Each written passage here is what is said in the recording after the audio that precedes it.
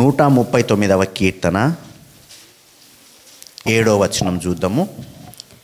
నీ ఆత్మ నీ యొద్ద నుండి నేనెక్కడికి పోవుదును, నీ సన్నిధి నుండి నేనెక్కడికి పారిపోవుదును. నేను ఆకాశమునకెక్కినను నీవు అక్కడనూ ఉన్నావు, నేను పాతాళమందు పండుకొనినను నీవు అక్కడనూ ఉన్నావు. నేను వేకువరెక్కలు కట్టుకొని సముద్ర దిగంతములలో నివసించినను అక్కడనూ నీ చెయ్యి నన్ను నడిపించును. నీ కుడి చెయ్యి నన్ను పట్టుకొనును. అంధకారము నన్ను మరుగు చేయును, నాకు కలుగు వెలుగు రాత్రి వలె ఉండును అని నేను అనుకొనిన ఎడల చీకటి అయినను నీకు చీకటి కాకపోవును. చాల్మా 7వ వచనంలో నీ ఆత్మ యొద్ద నుండి నేనెక్కడికి పోదును, నీ సన్నిధి నుండి నేనెక్కడికి పారిపోవుదును. ఒకవేళ ఆకాశానికి ఎక్కితిననుకో, అక్కడ నీవు ఉంటివి. నిన్ను తప్పించుకొని పోదామని పాతాళంలోకి అడుక్కెళ్ళాననుకో, అక్కడ నీవు ఉన్నావు. నేనెక్కడికి నిన్ను కాదనుకొని పోదును అని కీర్తనాకారుడు అంటున్నాడు. నీ కనుసన్నల్లో నుంచి నేను తప్పించుకొని ఎక్కడికి వెళ్ళిపోదును. ఇప్పుడు మనం ఉన్నాము. ఎవరైనా ఇక్కడ ఓ పాట విన్నారనుకుందాం, సినిమా పాట. మనందరికీ తెలుస్తుందా తెలియదా? పాట వినబడుతుంది కదా, తెలుస్తుందా తెలియదా? తెలుస్తుంది. ఇక్కడున్న వ్యక్తే ఆ ఇంట్లో ఉండి విన్నాడు అనుకో, ఎవరికి తెలుస్తుంది? తెలియదు. మన కళ్ళ నుంచి తప్పించుకోవడానికి చుట్టుపక్కల మన కొద్ది దూరం వెళ్ళిపోతే మనం చేసే పనులను ఎవరు కనుక్కోలేరు. కానీ పైనున్నోనికి పాతాళం అడుగు అంటే, ఉదాహరణకు సముద్రం తీసుకుందాం. సముద్రపు లోతెంత? అడుగు భాగము కిందికి. పసిఫిక్ మహాసముద్రాన్ని చూస్తే 11 కిలోమీటర్ల లోతు ఉంటుందంట. మనం ఇటు నిలబడి చూస్తే అడుగు మనకు కనపడుతుందా? 11 కిలోమీటర్ల అడుగున ఏం తిరుగులాడుతున్నాయో మనకు కనపడగలవా? దేవునికంట స్పష్టంగా ఇసుకతో సహా కనపడగలదు. అంత శక్తిమంతుని దగ్గర నుండి మనము తప్పించుకోగలమా? ఒక మాటలో చెప్పాలంటే, మనకు తెలియకుండానే వాక్యంలో చెప్పాడు, అది మనకు తెలియదు. మనకు తెలియకుండానే ఎగ్జామ్ పెడదాం. ఇప్పుడు ఏది మొన్న ఏదో మర్చిపోయినాం. 23 21 20 కీర్తన. ఇప్పుడు ఎగ్జామ్ పెడదాం. ఎంతమంది రాయగలరు చూడకుండా? సర్లే, బాగా రాసిన వాళ్ళకు ఓ గిఫ్ట్ పెడదాం. 5,000 ప్రైజ్ అని పెడదాం. అప్పుడేం చేస్తాం? కొద్దిగా చూసి రాస్తాం. ఏదో కొద్దిగా గుర్తు రాకపోతే అట్లా తీసి చూసి రాస్తాం. అట్లా చూసి రాస్తారని అలా సీసీ కెమెరా పెడదాం. ఇప్పుడు మన పరిస్థితి ఏంది? అలా మనకు తెలియదు, కానీ 24 గంటలు ఆయన కనుదృష్టి మనపై ఎప్పుడూ ఉంటుంది. 24 గంటలు. నేను ఒక పేరు అనుకున్నా. ఇప్పుడు ఆ పేరు మీరు చెప్పండి. సరే, మీరందరూ ఒక పేరు అనుకోండి, నేను చెప్తా. అనుకున్నారా? మనం ఎవరని చెప్పలేము. మన లోపల ఆలోచనను కూడా వడగట్టగల సమర్థుడు ఆయన. నువ్వు నేను ఇప్పుడు ఏం ఆలోచన చేస్తున్నాం? ఇక్కడ కూర్చొని ఇంటి గురించి ఆలోచన చేస్తున్నామా? దేని గురించి ఒక దాని గురించి ఆలోచన ఉంటుందే. అరే వీడు చూడు లోపలనే కూర్చున్నాడు, ఈమె చూడు లోపలనే కూర్చోయింది, ఎక్కడ తిరుగుతున్నాయి నీ ఆలోచనలు అని పైనుండి మనల్ని క్షణం ఆలోచన చేసే దేవుడు. అంత గొప్ప దేవుడు మన దేవుడు. ఈ శక్తి ఈ భూమి మీద ఏ ఒక్కరికి లేదు. 147వ కీర్తన 4వ వచనం. నక్షత్రముల సంఖ్యను ఆయన నియమించి ఉన్నాడు. నక్షత్రముల సంఖ్యను ఆయన నియమించి ఉన్నాడు. వాటన్నిటికీ పేర్లు పెట్టుచున్నాడు. వాటన్నిటికీ పేర్లు పెట్టుచున్నాడు. మన ప్రభువు గొప్పవాడు. దేవునికి స్తోత్రం, మహిమ కలుగును గాక. మన ప్రభు ఎవరు? గొప్పవాడు. ఆకాశంలో నక్షత్రాలు ఎన్నున్నాయి అంచనా చెప్పలేం. అదే నిజం కావచ్చు. గూగుల్లో రాసి పెడదాం మా వాళ్ళు చెప్పారు అని. అంచనా ఎన్నుంటాయి అప్పుడే? సరే, ఇన్ననా ఓ పిడికెడో ఓ గుప్పెడో ఎన్ని? శాస్త్రవేత్తలను అడుగుదామా?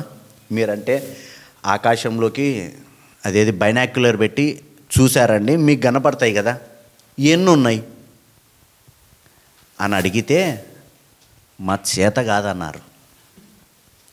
నాకు చేత కాదు, అన్నున్నాయి ఆకాశంలో. దేవుడు కూడా ఇదే మాట అడుగుతాడు అబ్రహాముతో. 15వ అధ్యాయం 4వ వచనం ఆదికాండం. యెహోవా వాక్యము అతని యొద్దకు వచ్చి, అమ్మ, ఇతడు నీకు వారసుడు కాడు, నీ గర్భమున పుట్టబోచున్నవాడు నీకు వారసుడగునని చెప్పాను. మరియు ఆయన వెలుపలికి అతనిని తీసుకొని వచ్చి, నీవు ఆకాశం వైపు తేరి చూచి నక్షత్రములను లెక్కించుటకు, నక్షత్రాలను లెక్కించడానికి నీ చేతనైతే లెక్కించుమని చెప్పి ఆ దేవుడు అబ్రహాముతో అన్నమాట. అబ్రహామా, నీ చేతనైతే ఆ నక్షత్రాలను లెక్కగట్టు.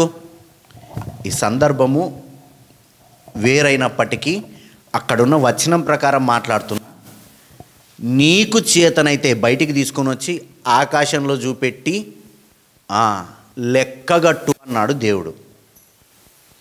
అబ్రహాముతో ఎప్పుడు కొన్ని వేల సంవత్సరాల క్రితం మాట్లాడిన దేవుడు ఇప్పుడు గొప్ప గొప్ప శాస్త్రవేత్తలు వచ్చిన వాళ్ళందరితో ఒకటే మాట అన్నాడు. అదే మాటనే ఇప్పుడు కూడా, నీ చేతనైతే లెక్కగట్టండి. లెక్కగట్టారా అంటే మా చేత కాలేదని చెప్పారు. 147:4 చూస్తే నక్షత్రముల సంఖ్యను ఆయన నియమించి ఉన్నాడు. దాని సంఖ్యను నియమించాడు. అంటే అవి ఎన్నున్నాయో దేవునికి తెలుసు. వాటన్నిటికీ పేర్లు పెట్టుచున్నాడు. వాటన్నిటికీ, ఒకదానికి రెండు దానిలకు కాదు, ఎన్నున్నాయో లెక్కగట్టలేనన్ని వాటన్నిటికీ పేర్లు పెట్టాడంట. ఆయన ఎంత గొప్ప దేవుడు అయి ఉండాలి అని అడుగుతాను నేను. ఆయన ఎంత గొప్పోడు అయి ఉండాలి. ఇక్కడ ఎంతమంది ఉన్నాము? ఓ 30 వేసుకో, 20 వేసుకో.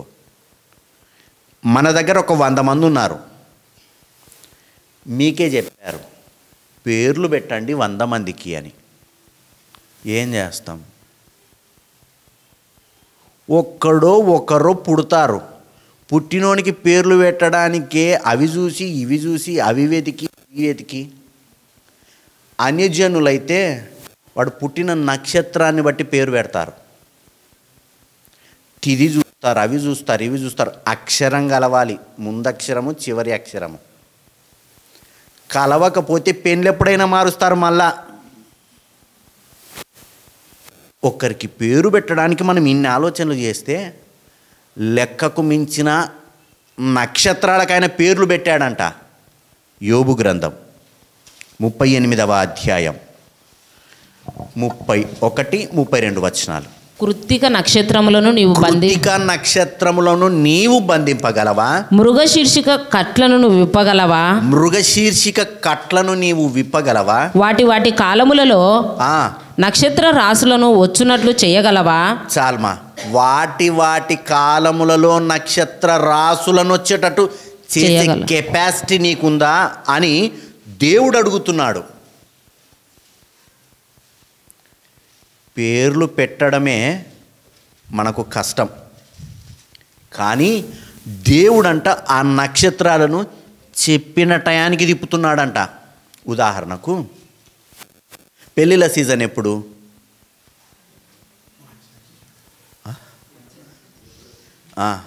మార్చ్, ఏప్రిల్, మే, జూన్ కదా, అంతేనా? ఎందుకు పెట్టుకుంటారు ఆ సమయాల్లో? ఓమా సెలవులు ఉంటాయని పెట్టుకుంటారు అని మనకు తెలుసు. కానీ ఆ కాలంలో ఎందుకు ఆ కాలాన్ని పెట్టుకున్నారంటే, ఆ కాలంలో నక్షత్రాలు అనేటివి బయటికి వచ్చి ఉంటాయంట ఆ సమయంలో. అందుకనే అట చూపించి అడుగుతారు, కనబడుతుందా అని. ఏంటి ఆ నక్షత్రము? అరుంధతి నక్షత్రం. కనబడకపోయినా కనపడిందని చెప్తాం, ఎందుకంటే ఆ కాలాల్లో ఉంటుందంట, ఆ సమయాల్లో ఆ నెలల్లో ఉంటుంది. మనకు సెలవులు వచ్చి పెట్టలేరు అది. కాబట్టి అట్లా ఆ సమయానికి వస్తాయి, ఆ సమయానికి వెళ్ళిపోతాయి. సమయాలను ఉదాహరణకు నేను నిన్న బాబాయ్ని ఫోన్ చేశాడు, ఎక్కడున్నావు బాబాయ్ అంటే కర్నూలులో ఉన్నా. రావాలన్నా బాబాయ్ అని అడిగితే, లేదు నాయనా ఇప్పుడు బయలుదేరతా, వాడెవడో బస్సు వెనక తగిలిచ్చినాడు అని, ఒక 15 నిమిషాలు లేట్ అయింది, 9:45కే కదలాల్సింది బస్సు అన్నాడు. ఎవరో తగిలిస్తే లేట్ అయ్యింది బస్సు. అతనితో మాట్లాడుతూ, ట్రైను ఒక 3 గంటలు లేట్ వస్తుందండి అని చెప్పిన రోజులు ఉన్నాయి. 3 గంటలకు వచ్చే ట్రైన్ 7 గంటలకు వస్తుంది. ఏం చేస్తాం అప్పుడు? చచ్చినట్టు వెయిట్ చేస్తాం, ఏం చేయం. కానీ ఏనాడైనా సూర్యుడు ఒక 3 గంటలు లేట్ అయినాడా?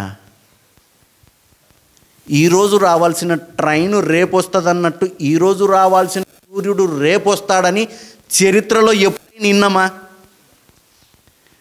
మనము చేతులతో చేసుకున్నవి లేట్ అవ్వచ్చు, కానీ దేవుడు సృష్టించినవన్నీ కూడా దేవుడు చెప్పినట్టు నడుస్తున్నాయి. ఆ టయానికి రావాలంటే ఆ టయానికి రావాలి. సూర్యుడు భూమి కంటే ఎన్నో వేల రెట్లు పెద్దవాడు. ఈ భూమి మనం ఇక్కడి నుంచి అవతలి అంచుకు ఏనాడు వెళ్ళలేదు. అంత పెద్దోడు. దేవుడు చెప్తే కరెక్ట్ 6 గంటల 10 నిమిషాలకు బయటికి వెళ్ళాలి తూర్పు నుంచి. నువ్వు వెళ్ళు అంటే అదే టయానికి మునగాలి. నీకు నాకు వచ్చినట్టు మునిగినట్టు కనబడుతుంది. సూర్యుడు వస్తలేడు, మునుగుతలేడు. సూర్యుడు ఒకటే చోటున్నాడు, భూమి అలా తిరుగుతూ ఉంది. ఇంత పెద్ద సృష్టిని, వీటన్నిటినీ కొన్ని లక్షల సంవత్సరాల నుంచి దేవుడు తిప్పుతూనే ఉన్నాడు. ఎంత గొప్పోడు ఆయన. భూమి మీద లెక్క కట్టరా అంటే మా చేత కాదన్నారు. ఈయన లెక్క కట్టి వాటికి పేర్లు కూడా పెట్టాడంట. పేర్లు పెట్టడమే కాదు, వాటి వాటి స్థానాల్లో వాటి వాటి క్రమాల్లో మీరు తిరగాలని చెప్పాడంట. దేవుడు ఓ సీసీ కెమెరా పెట్టుకున్నాడు అని చెప్తాన్నా. ఆ కెమెరా కింద మనం బ్రతుకుతున్నాము అని చెప్తున్నా. బ్రతికే మనం ఎంత జాగ్రత్తగా బ్రతకాలి అని అడుగుతున్నా. మత్తయి సువార్త 10వ అధ్యాయము 30వ వచనం. మీ తల వెంట్రుకలన్నీ లెక్కింపబడి ఉన్నవి గనక. చాలమా. తల వెంట్రుకలు లెక్కింపబడి ఉన్నవి.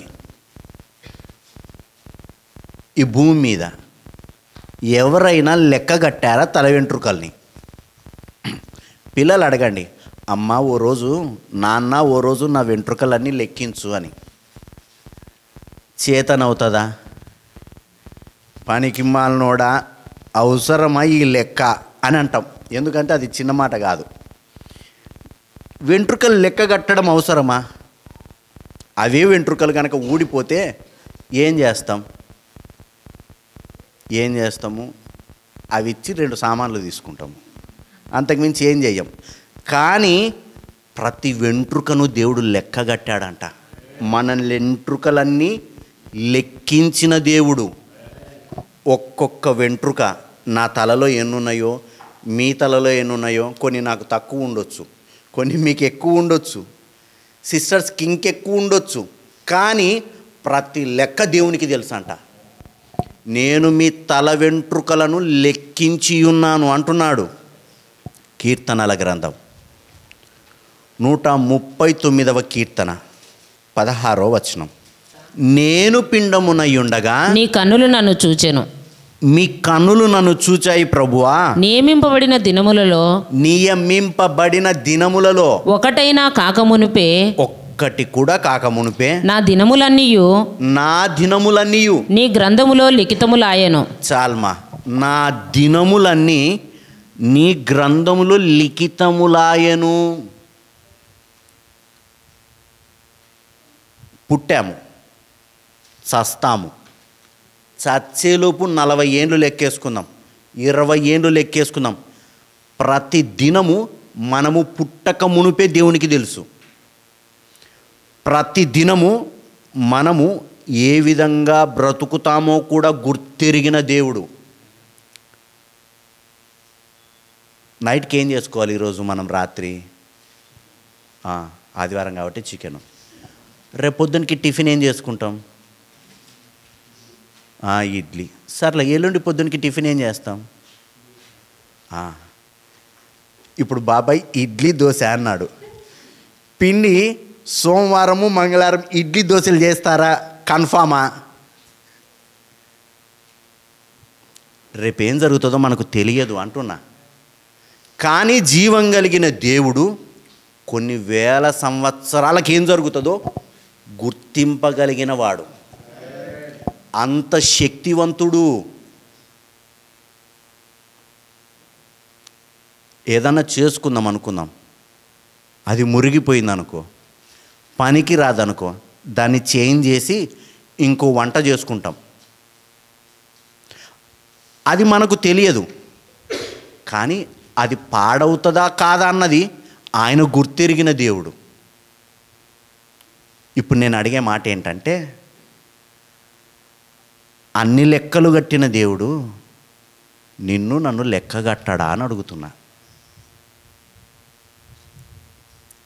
ఏం చేస్తున్నామో, ఏం చూస్తున్నామో, ఎలా ప్రవర్తిస్తున్నామో ఆయన లెక్కల్లో లేకుండానే మనము తిరుగుతున్నామా అని అడుగుతున్నా.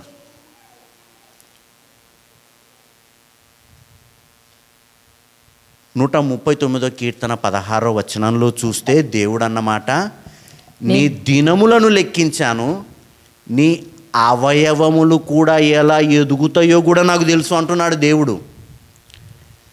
తల్లి గర్భములో పుట్టినది ఏనాడు వన్నమో మనకు తెలియదు, ఆయనకు తెలుసు. పుట్టిన తర్వాత బయటకు వచ్చిన దినం ఆయనకు తెలుసు. ఈ 9 నెలల కాలంలో నీ అవయవాలు ఎలా ఎదుగుతాయో కూడా ఆయనకు తెలుసు, ఎలా ఎదిగించాలనో ఆయనకు తెలుసు. అంత గొప్ప దేవుడు ఈ బైబిల్ పట్టుకొని తిరుగుతున్నాం. ఆ గొప్ప దేవుడు మన పైన ఉన్నాడు. ఆ గొప్ప దేవునికి నీ లెక్క నా లెక్క తెలియదా? ఏం ఆలోచన చేస్తున్నాం, ఏం మాట్లాడుతున్నాం, ఏ విధమైన తీరుతో బ్రతుకుతున్నాం తెలియదా? తెలిస్తే సీసీ కెమెరా ఉంది అంటే కాపీ కొట్టడానికి ప్రయత్నిస్తామా అని అడుగుతాను. 10,000 ఇచ్చినా పని చేయం. ఎందుకు? సిగ్గు పోతుంది బయట పడితే. చూడమ్మా, రోజు చర్చికి వచ్చి కాపీ కొట్టేవీడు అంటారు. అవునా కాదా? కదా. కాబట్టి మరి దేవుని కనుసన్నల్లో మనము బ్రతుకుతున్నామని మనకు గుర్తుంటే మనం ఎలా బ్రతకడానికి ప్రయత్నిస్తాం? కొరింథీయులకు రాసినటువంటి పత్రిక 12వ అధ్యాయం 18వ వచనం. 12:18. అయితే దేవుడు చదవండి మా. అవయవములలో ప్రతి దానిని తన చిత్త ప్రకారము శరీరంలో నుంచెను. అవన్నీ ఒక అవయవమైతే శరీరం ఎక్కడా? చాల్మా. దేహములో ఉన్న అవయవాల నిర్మాణమంతా దేవునిదే. ఒక కాలు, ఒక జాయింటు, ఏదైనా కానీ, ఉదాహరణకు ఈ భుజం ఇరిగిందనుకో, ఇక్కడ ఈ చెయ్యి ఇరిగిందనుకో, 4 దెబ్బలేసి కట్టి దాన్ని జాయింట్ పెట్టవచ్చు. కీళ్ళ దగ్గర ఇరిగితే అతుక్కోదంట. ఎవరు అతికిస్తారు? ప్రపంచంలో ఒక చోటు ఉంది కరెక్ట్గా కీళ్ళను అతికించే టెక్నాలజీ కలిగిన చోటు, ఒక చోటు ఉంది. అక్కడికి వెళ్తే అతికిస్తారంట. అది ఎక్కడంటే జీవం కలిగిన దేవుడు తల్లి గర్భం మాత్రమే. ఒక్కసారి కనుక ఈ లింకు కనుక ఊడిపోయిందనుకో, కరెక్ట్గా మన చిన్నపిల్లలు బొమ్మలు కొనుక్కొచ్చుకుంటారు, అవసరమైతే పటక్కని దించుతారు, మళ్ళీ పెట్టుకుంటారు. అట్టుండదు మనది. మన దేహము అలాంటిది కాదు. అవసరమైనప్పుడు ఊడగొట్టుకొని మళ్ళీ అతికించుకొని ఇంటికొనిగా, అలాంటిది కాదు ఇది. కానీ ఒక్కసారి గనక ఇది ఊడిపోతే కట్టడం కష్టము. జయలలిత గారు ఉన్నారు, ముఖ్యమంత్రిగా ఉన్నప్పుడు, తమిళనాడుకు ముఖ్యమంత్రిగా ఉన్నప్పుడు ఆరోగ్యం బాలేక మంచి హాస్పిటల్లో జాయిన్ అయితే భారతదేశంలో ఉన్నటువంటి గొప్ప గొప్ప డాక్టర్లందరూ ప్రయత్నం చేశారు ఆమెను బ్రతికించడానికి. కాకపోతే వేరే దేశం నుంచి ఫ్లైట్లో నుంచి డాక్టర్ను తీసుకొని వచ్చారు. తీసుకొచ్చి ఆయన ముందు వెనక టెస్ట్ చేసి మానవ ప్రయత్నాలన్నీ అయిపోయినాయి, మీ దేవుళ్ళకు పూజ చేసుకోండి అని చెప్పిపోయాడు. అది మన స్టాండర్డ్ అంటున్నా, అంతకుమించి ఏం చేయలేం మనం. కానీ నీ పుట్టుకను నా పుట్టుకను తల్లి గర్భంలో నుంచే పరిశీలిస్తూ వస్తున్న దేవుడు, అవయవ రీతిని ఎలా ఎదగాలనో కనిపెట్టిన దేవుడు, శరీరంలో ఏది ఎక్కడుండాలో నిర్మించిన దేవుడు, ఇదే ఎముకను తీసి హవ్వను నిర్మించిన దేవుడు, దానికి మాంసాన్ని పూడ్చి, అంత శక్తివంతుడు నీ దేవుడు నా దేవుడైనప్పుడు, మన దేవుడైనప్పుడు ఆయన లెక్కలో లేకుండా బతుకుతూ ఉంటే ఎలా ఉంటుంది అని ఒక మాట అడుగుతా అన్న. ఈరోజు చెప్పే మాట మీకు కాదు, ఈరోజు చెప్పే మాట మనకు, నాకు కూడా. లెక్క తప్పి బ్రతికితే ఒకానొక రోజు లెక్క చెప్పాల్సిన రోజు ఉంది. ఆ రోజు దేవుని యొద్ద నిలబడినప్పుడు నీ దగ్గర పాస్టర్ అయి ఉండడు, నీ దగ్గర నీ భర్త ఉండడు, నీ భార్య ఉండదు. నీ దగ్గర ఒక వ్యక్తి నిలబడి ఉంటాడు. ఆ వ్యక్తి దగ్గర, నీ దగ్గర ఒక పుస్తకం ఉంటుంది. ఆ పుస్తకమే బైబిల్. ఈ బైబిల్ నీకు ఇచ్చాను, నువ్వు చదవాలి, చదివి దాని ప్రకారం బ్రతకాలనే కదా నీకు ఇచ్చింది. ఎందుకు గూట్లో పెట్టావని ఆ రోజు అడుగుతాడు దేవుడు. లెక్కలు చూసే దేవుడు అడగకుండా వదిలిపెట్టాడు కదా. వాళ్ళట్లా వీళ్ళిట్లా వీళ్ళు వాళ్ళు అనుకొని బ్రతుకుతా అన్నావు, వాళ్ళ కథ నేను చూసుకుంటా. నీ కథ ఏంటంటే ఆ రోజు మనల్ని ఏం సమాధానం చెప్పాలి? యోబు గ్రంథం చూద్దాం. యోబు గ్రంథము 31వ అధ్యాయం 4వ వచనం. ఆయన నా ప్రవర్తన నెరుగును కదా, ఆయన నా ప్రవర్తన నెరుగును కదా, నా ప్రవర్తన నెరుగును కదా, నా అడుగు జాడలన్నిటినీ లెక్కించును కదా. వేటిని లెక్కగట్టాడు? అడుగు జాడలను లెక్కగట్టాడు. ఈరోజు నువ్వెన్ని స్టెప్స్ వేసావు చెప్పు? ఎన్ని అడుగులు వేసావు? మొబైల్లో కనుక హెల్త్ యాప్ అని ఒకటి ఉంటుంది, అది కనుక పెట్టుకుంటే మనకి ఇందులో కనపడుతుంది, నువ్వు ఈరోజు ఇన్ని అడుగులు వేసావు అని, ఇన్ని అడుగులు తిరిగావు అని చెప్పగలదు. పుట్టినప్పుడు ఎన్ని అడుగులు వేసావు? లెక్కగట్టలేము. కానీ మన అడుగు జాడలను లెక్కబెట్టే దేవుడు. ఈ అడుగు జాడలు ఒక 100 వేసావు, ఈరోజు ఒక 6000 7000 అడుగులు నడిచావు. 5000 అడుగు ఎక్కడికో సినిమా ట్యాకిస్కుబడింది అనుకో, అప్పుడు ఈ అడుగు దేవుని దగ్గర ఉండదా? వేరే ఇంటికి వెళ్ళావు, వేరే చోటికి వెళ్ళావు,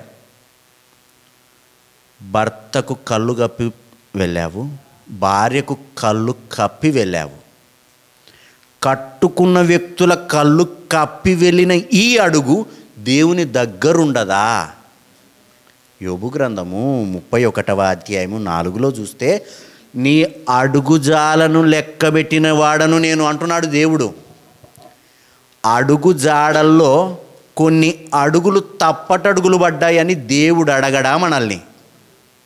సర్లే, భూమి మీద మనకు గట్టిగుంది నోరు, పైసలు ఉన్నాయి మన దగ్గర, అధికారం ఉంది నా దగ్గర, అరిచి కానీ నేను కిందున్న వ్యక్తులను మేనేజ్ చేయగలను. దేవుని ఏం చేద్దామని? కిందున్న వ్యక్తి నా దగ్గర మాటిని లేడనుకో, మధ్యాహ్నం బిర్యానీ తినిపిస్తా. దేవునికి ఏం తినిపిద్దామని? నీ బిర్యానీకి నా బిర్యానీకి ఆ మనిషి సర్లే నైనా నువ్వు బిర్యానీ ఇచ్చావు కదా, ఏం కాదులే అనేంత పొజిషన్లో ఏం లేడు కదా. ప్రతి ఒక్కటి లెక్క కడుతున్నాడు మనకు తెలియకుండా అని అంటున్నా. ప్రతి ఒక్కటి మానిటరింగ్ జరుగుతుంది, ప్రతి ఒక్కటి చూస్తా అన్నారు ఎవరో, నీకు నాకు తెలియదు. అది చూసేట ఆయన రాసి పెడుతున్నాడు అన్నీ లెక్క. నువ్వు ఇన్ని అడుగులు వేసావు, ప్రతి అడుగులో తప్పుంది, కరెక్ట్ అడుగులు పడడం లేదు అని ప్రతి అడుగును లెక్కగడుతున్నాడంట దేవుడు. ఒక్కసారి హృదయాలను పరిశీలన చేసుకుందాం. నిజంగానే మన అడుగులలో దేవుని వాక్యానుసారంగా ఉన్నాయా? చేయరాని పనులు ఏమైనా చేస్తూ ఒకవేళ దేవుని దగ్గర మనం బ్రతుకుతూ ఉంటే ఒకసారి హృదయాలను పరిశీలన చేసుకుందాం. ప్రభువా, అయిపోయింది, ఏదో అయిపోయింది, తప్పైంది, నన్ను క్షమించు, ఈ రోజు నుంచి సరి అయిన మార్గంలో నడుస్తా. ఎందుకంటే కిందున్న కళ్ళకు నేను గంతలు కట్టి మేనేజ్ చేయగలను, ఇంపాసిబుల్ కదా నిన్ను కాదనుకొని పోవడం. అందుకని 139వ కీర్తనలో మనం చదివాము, నీ 7వ వచనం నుంచి చదివితే, నీ ఆత్మ యొద్ద నుండి నేనెక్కడికి పోదును, నీ సన్నిధి నుండి నేనెక్కడికి పారిపోదును, నేను ఆకాశమునకెక్కినను నువ్వు అక్కడుంటివి, పాతాళానికి పోతే కూడా నువ్వు అక్కడుంటివి, నేను ఎక్కడికి వెళ్దును అంటున్నాడు. కాబట్టి మన తీరు సరిగా ఉంచుకోవడానికి ప్రయత్నిద్దాం. భూమి మీద నిన్ను నన్ను ఎవడు అడిగేటోడు లేకపోవచ్చు, పుట్టించిన వ్యక్తి ఉన్నాడు కదా, సృష్టికర్త అయిన దేవుడు ఉన్నాడు కదా. మత్తయి సువార్త 12వ అధ్యాయం 36వ వచనం. నేను మీతో చెప్పున్నదేమనగా, మనుషులు పలుకు వ్యర్థమైన ప్రతి మాటను గూర్చియు విమర్శ దినమున లెక్క చెప్పవలసి ఉండును. చాల్మా, ఏమంట? మనుషులు పలుకు ప్రతి వ్యర్థమైన మాటకు మనం ఏం చేయాలంటే విమర్శ దినమున లెక్క అప్పజెప్పవలెను. ఇంకా లెక్కేసుకుందాం. మన మాటలు ఎన్ని చోట్ల మనం తప్పిపోతలేము. ఈ మాటలు కూడా లెక్క అడుగుతాడంట దేవుడు. ఎవరినైనా తిడితిమనుకో, ఆ రోజు ఆ మనిషిని తిట్టావే, దీనికి ఏంది కథ అంటే, వాడు అట్టన్నాడు నేను ఇట్టన్నా అన్నాం అనుకో, అలా అనకూడదని నేను కూడా రాయించి పెట్టినాను కదా. నన్ను నిన్ను మాట విషయంలో లెక్క అడుగుతాడంట. ఏమేం మాట్లాడుతున్నామో, ఎవరికి ఏమేం చెబుతున్నామో, లేనివి చెబుతున్నామో, ఉన్నవి చెబుతున్నామో, కల్పించి చెబుతున్నామో, అన్నిటికీ ఒకానొక రోజు మాటలకు లెక్క అడుగుతాడు. నేను ఎన్ని మాటలు మాట్లాడినా ఇప్పుడు స్టార్ట్ అయినప్పటి నుంచి ఎవరైనా కౌంట్ చేశారా? చేయలే. మీరెన్ని నాతో మాట్లాడినారో నేను చెప్పనా కౌంటు? నేను కూడా చెప్పలేను. కానీ జీవం కలిగిన దేవుని దగ్గర మన మాటలకు కౌంట్ ఉంటుంది, మన మాటలకు లెక్క ఉంటుంది. మనం మాట్లాడిన ప్రతి మాటకు దేవుని దగ్గర లెక్కప్ప చెప్పాలా. తెల్లబట్టలు వేసుకున్నలే, నేను ఎటు మాట్లాడినా సెట్ అవుతుందంటే కుదరదు. ప్రతి మాటకు లెక్క అప్పచెప్పాలి. ఇంతవరకు ఈడేం చేశాము? ఫస్ట్ ఏం చేసాము? మనం రాగానే ఫస్ట్ ఏం చేశాము? ప్రారంభ ప్రార్థన చేసుకున్నాం. నెక్స్ట్ ఏం చేశాము? పాటలు పాడాము. ఏం పాటలు పాడాము? దేవుని పాటలు పాడాము. అదేం ఐఏఎస్ క్వశ్చనా? ఈజీనే కదా. దేవుని పాటలు పాడాము, బాగుంది. సినిమా పాట ఒకటి పెట్టండి ఎప్పుడన్నా. మందిరంలో ఓ సినిమా పాట పెట్టడానికి ట్రై చేయండి అని అడుగుతాన్నా. గుండెలు ఒప్పుకుంటాయా? ఒప్పుకోవు కదా. మళ్ళీ ఇంటికి వెళ్ళి అవే పాటలను ఎలా వినగలుగుతున్నాం? ఇంటికి వెళ్తాము, ఈడ సినిమా పాట పెట్టడానికి భయపడతాము, వద్దనుకుంటాము. ఈ ఆదివారం వద్దనుకుంటాము. మిగిలిన దినాల్లో ఇంటికాడికి వెళ్ళి, ఇంటి దగ్గరికి వెళ్ళి సినిమా పాటలు వింటలేరా? ప్రతి మాటకు దేవుని దగ్గర లెక్క అప్పజెప్పాలి. నేనైనా మీరైనా. ఈ ప్రపంచంలో ఎవడూ దేవునికి ఎక్కువ కాదు. మనందరికీ పైన దేవుడు ఉన్నాడు. ఇప్పుడు ఉంటాము, ఇంకో గంట అయిపోయింది అనుకో, అయిపోయి మనకు దేవునికి సంబంధం తెగిపోతుంది. ఇంకా నా లోకం నాదే, మీ లోకం మీదే. బైబిల్ అనేది ఉండదు, ప్రార్థన ఉండదు. ఆదివారానికి భక్తులమవుతాము, మిగిలిన వారాల్లో దేవునికి మనకు సంబంధం ఉండదు అంటున్నా. ఆ గూళ్ళకు పరిమితమైంటుంది బైబిల్ అని అడుగుతున్నా. చదివేంత ఆసక్తి మనకు ఉండదు. మొబైల్లో చూస్తే 24/7 వారానికి 7 రోజులు. అబ్బా, 7 రోజుల్లో రోజుకి 24 గంటలు, 24 గంటలు ఆన్లైన్లో ఉంటాం. రాత్రి 12 గంటలకు టక్కని శబ్దం వస్తే కూడా దానికి లేచి రిప్లై ఇచ్చేంత ఆసక్తి మనకు ఉంటుంది. వారం వరకు గూళ్ళో ఉన్న బైబిల్ మళ్ళీ పొద్దున్న వచ్చేటప్పుడు అట్లా దులుపుకొని రావాలా. దుమ్ము పట్టింటుంది అంటున్నా. వీటన్నిటికీ దేవుడు లెక్కడగడా? నాకు అర్థం కాదు అంటారు. పుట్టినప్పటి నుంచి మొబైల్ మనం జోలో పెట్టుకొని బతికినోళ్ళమా, పుట్టినోళ్ళమా? మొన్న వచ్చింది. ముసలోళ్ళు యూట్యూబ్లు పెట్టుకుంటున్నారు. వాక్యం అర్థం కాదంట. ఫోన్ కాల్ కాంటాక్ట్స్ ఇంగ్లీష్లో ఉన్నదాన్ని గుర్తుపట్టగలుగుతున్నారు. వాక్యం అర్థం కాదంట. లోకంలో ఉన్న లెక్కలన్నీ అర్థమవుతాయి, వాక్యం దగ్గరికి వచ్చేసరికి అర్థం కాదంటారు. ఒకానొక రోజు ఇదే మాట వడ్డీ లెక్కలు అడగండి. పైవి కిందికేసి, కింది పైకేసి, ఒక నెల ఎక్కువేసి, అట్టిట చేసి పైసలు తీసుకోవడానికి ప్రయత్నం చేస్తాం. ఇదే ఆసక్తి వాక్యం దగ్గర మనకు ఉండదు. ఒకానొక రోజు ఇన్ని గంటలు నువ్వు నేను మొబైల్తో గడిపితిమి కదా, 24 గంటల్లో 10 గంటలు నువ్వు దాంతో గడిపినప్పుడు ఒక్క అర్ధ గంట నీవు వాక్యంతో గడపడానికి ఆసక్తి లేకుండా బ్రతికి ఆదివారం వచ్చి పాటలు పాడి ప్రార్థనలు చేస్తేవే, నీకు నాకు ఏం సంబంధం అని దేవుడు అడిగితే దేవునికి ఏం సమాధానం చెప్పాలి? మనుషులకు కొద్ది వదిలేద్దాం. మనుషులు ఎవ్వరూ మిమ్మల్ని అడగరు. అడిగిన సమాధానం చెప్పే హక్కు మీకు లేకపోవచ్చు, కానీ పుట్టించినోడు ఒకడు ఉన్నాడు కదా, ఏం సమాధానం చెప్దాము అని అడుగుతాన్నా. ఆదికాండం 6వ అధ్యాయం 5వ వచనం. నరుల చెడుతనము భూమి మీద గొప్పదనియు, నరుల చెడుతనము భూమి మీద గొప్పది, వారి హృదయం యొక్క తలంపులలోని ఊహ అంతయు ఎల్లప్పుడూ కేవలము చెడ్డదనియు యెహోవా చూచి. దేవుడు ఎక్కడ చూచాడు? ఊహల్ని చూశాడు. ఊహలు ఎక్కడుంటాయి? తలంపులలో. ఆలోచనల్లో ఉంటాయి, తలంపుల్లో ఉంటాయి. ఆ తలంపులు మనలో ఎక్కడుంటాయి? హృదయంలో ఉంటాయి, మెదడులో ఉంటాయి. అవి లెక్కగట్టాడంట. ఈ మెదడులో ఇలా జరుగుతుంది వీనికి ప్రాసెస్ అని మెదడులో ఉన్న ఆలోచనలను, హృదయంలో ఉన్న ఆలోచనలను, ఓహో ఈ వ్యక్తి ఇలాంటి ఆలోచనతో బ్రతుకుతున్నాడని దేవుడు లెక్కగట్టాడంట. ఒకవేళ దేవుడే గనక ఆమెను అనుకుందాం, బైబిల్ మూసాం, టక్కని దేవుడు వచ్చాడు, ఈరోజు దిగొచ్చాడు. దిగొచ్చిన తర్వాత 6వ అధ్యాయం 5వ వచనం ప్రకారము ఊహల్ని లెక్కగట్టి తీర్పులో మనల్ని నిలబెట్టాడు. ఎంతమందిమి దేవుని రాజ్యానికి వెళ్తాం?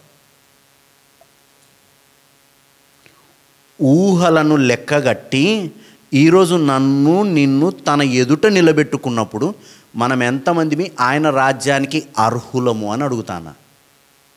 నాతో పాటు కలిపి ఎంతమంది నిలబడతాం ఆయన ముందు? సర్లే, ఇది వద్దులే, ఈరోజు వద్దులే, కానీ ఏనాడో ఒకనాడు ఆయన ఎద్దైతే నిలబడాలి కదా. అప్పుడైనా ఊహలు అడక్కపోడా? అడిగినప్పుడు అప్పటికైనా సిద్ధపడదాము అంటున్నా. దేవుని ఎదుట మనం సిద్ధపడదాం. ఆయన ఎదుట నిలబడ్డానికి, ప్రవ్వా నా ఊహల్లో ఏ తప్పు లేదు నాయనా అని గుండెల మీద చెయ్యేసుకొని చెప్పడానికి సిద్ధపడదాం. డబ్బు సంపాదించడానికి కాదు, లేకపోతే ఆస్తులు పాస్తులు సంపాదించుకోవడానికి కాదు, ఇంకొకదానికి కాదు. ఇంకో మాట అడుగుతా. భూమి మీద మనిషిని దేవుడు ఎందుకు పుట్టించాడు? డాక్టర్ పనేమి? వైద్యం చేయడం. డ్రైవర్ పని కారు నడపడం. అలానే కార్పెంటర్ పని చెక్క పని చేయడం. అలా పనులు మస్తుగా ఉన్నాయి. ఒక్కొక్కరికి ఒక్కొక్క పని ఉంది. మనలో కూడా ఒక్కొక్కరికి ఒక్కొక్క పని ఉంది. దేవుడు ఏ పని చేత ఈ భూమి మీద మనల్ని పుట్టించాడు?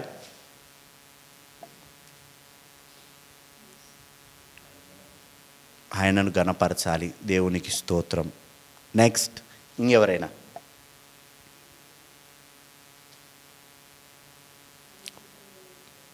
ఆయన చిత్తాన్ని జరిగించడానికి ఈ భూమి మీద బ్రతకాలి.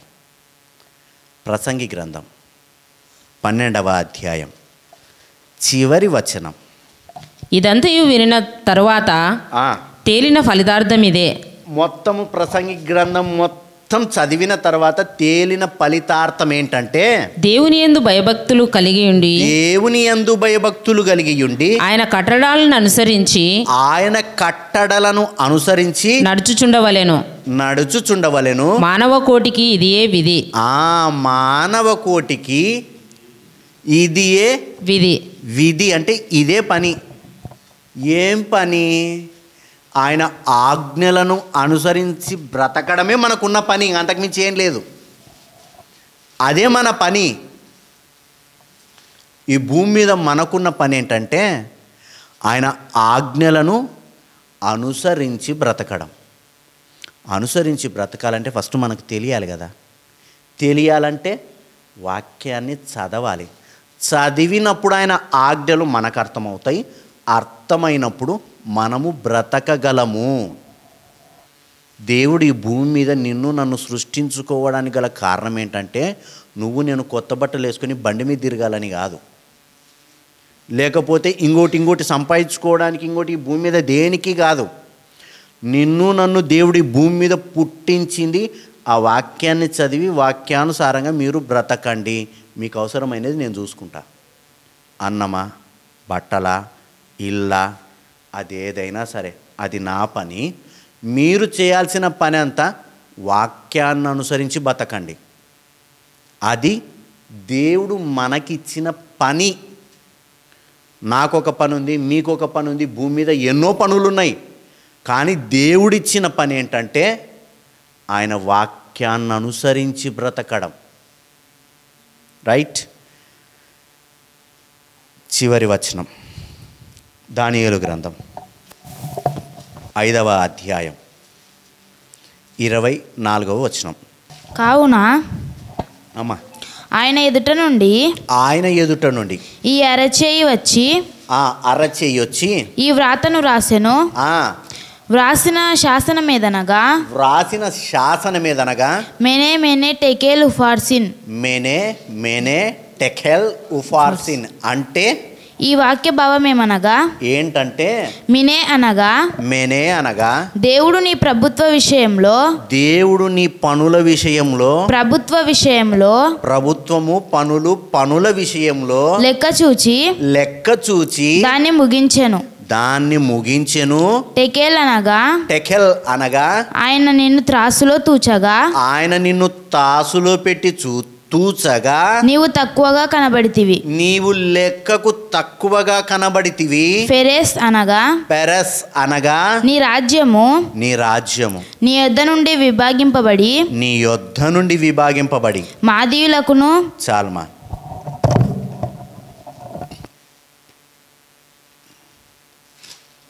తక్కెడుందంట.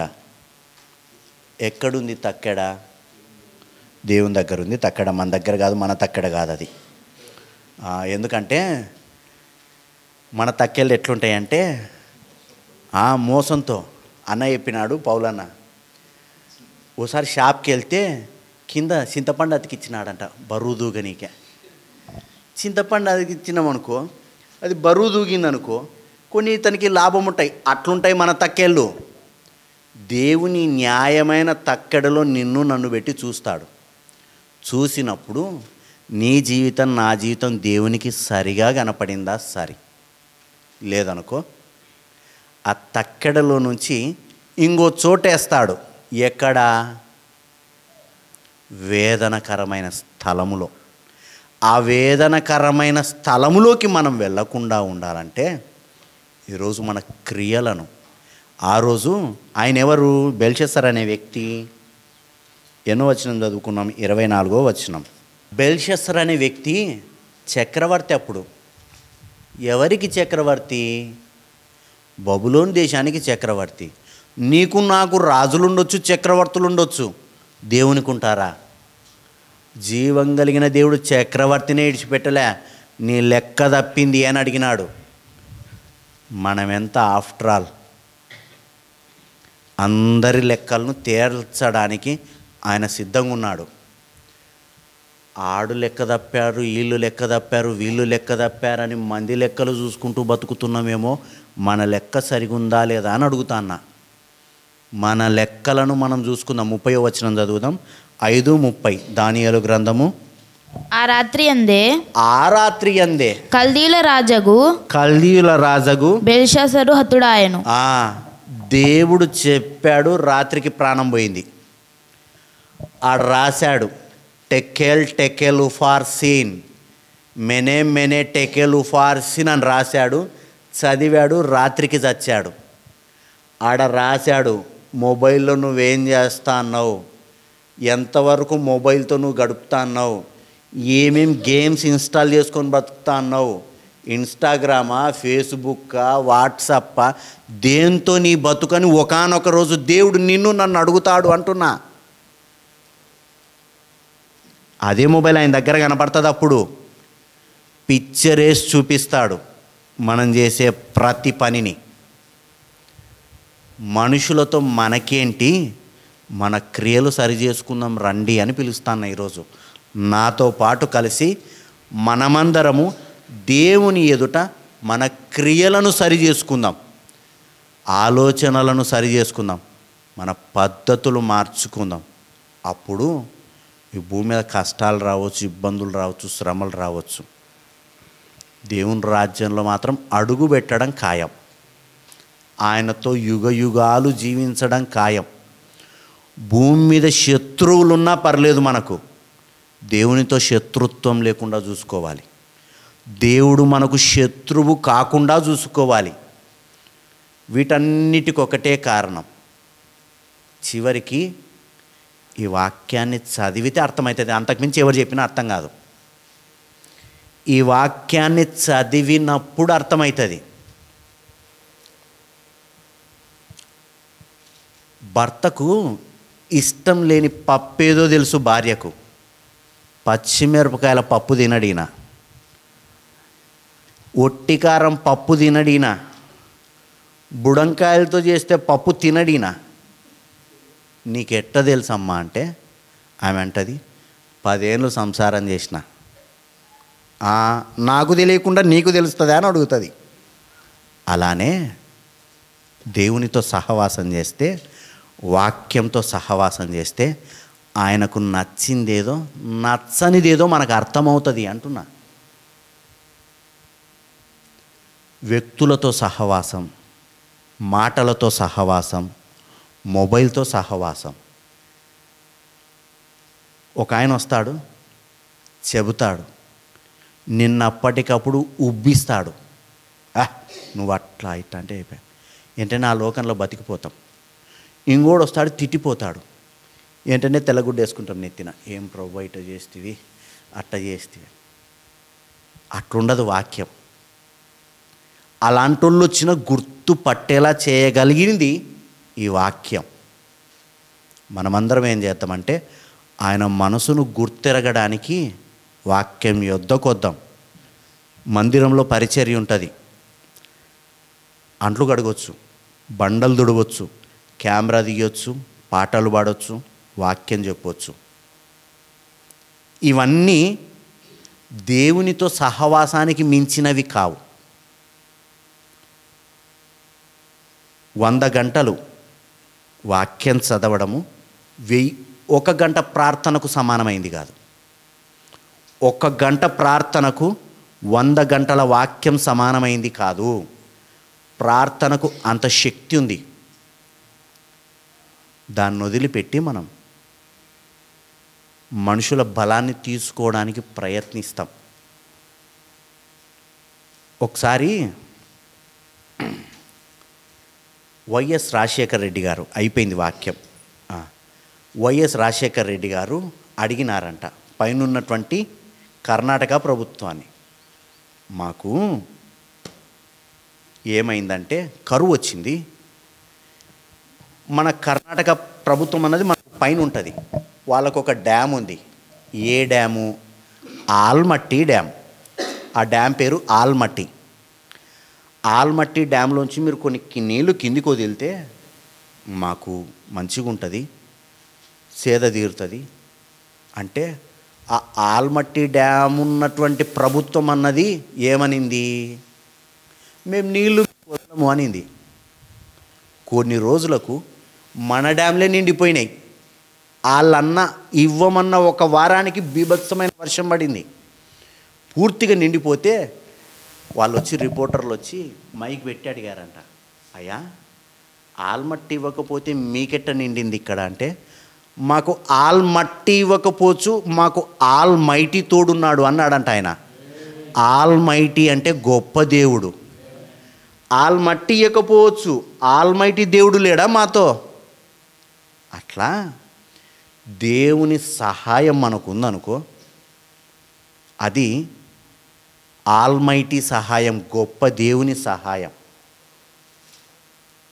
ఆదివారం వచ్చి తెల్లబట్టలు వేసుకొని గడిపి కనబడి మధ్యాహ్నానికి ఇంటికి వెళ్ళి సాయంత్రానికి లోకానుసారమైన వ్యక్తిలా కనబడి మళ్ళీ నెక్స్ట్ ఆదివారం పొద్దునికి ఒకవేళ విశ్వాసిలా తయారవ్వడానికి ఒకవేళ మనం ప్రయత్నిస్తున్నామేమో, వారికి దేవుని సహాయం దొరకదు. దేవుడు అంత తక్కువ స్థాయిలో లేడు, మన క్రియలన్నీ గుర్తిస్తున్నాడు.